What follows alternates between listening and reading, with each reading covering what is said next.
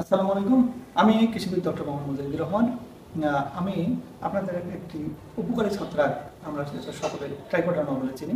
এই উপকারী ছত্রাক যে ক্ষতিকর যে ছত্রাকগুলো আছে, বিভিন্ন ধরনের ক্ষতিকর ছত্রাক যেগুলি ফসলের রোগ করে, এটি কিন্তু এই ট্রাইকোডার্মা ছত্রাকটি, উপকারী ছত্রাকটি তা দমন করতে পারে। এখানে এই ছত্রাকটিকে একটি আর্টিফিশিয়াল মিডিয়া, যেটিকে পটেটো ডেক্সট্রোজ অ্যাগার মিডিয়া বলি, সেখানে এটি কালচার করা হয়েছে। আমরা যদি অনুবীক্ষণ যন্ত্রের সাহায্যে এটা দেখতে চাই তাহলে এরকম দেখব। এখানে আমরা উপকারী ছত্রাক ট্রাইকোডার্মার মাইসেলিয়াম, কনিডিওফোর এবং অসংখ্য ক্ষুদ্রাকৃতির গোলাকৃতির স্পোর দেখতে পাচ্ছি।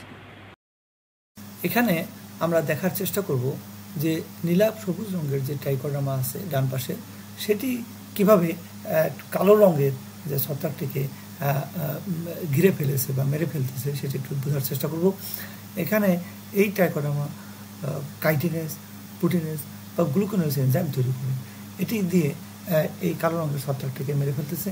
এছাড়াও এটি একটি মেকানিক্যাল ব্যারিয়ার তৈরি করে এই কালো রঙের ছত্রাকটিকে ঘিরে ফেলেছে এবং আলটিমেটলি এটাকে মেরে ফেলেছে।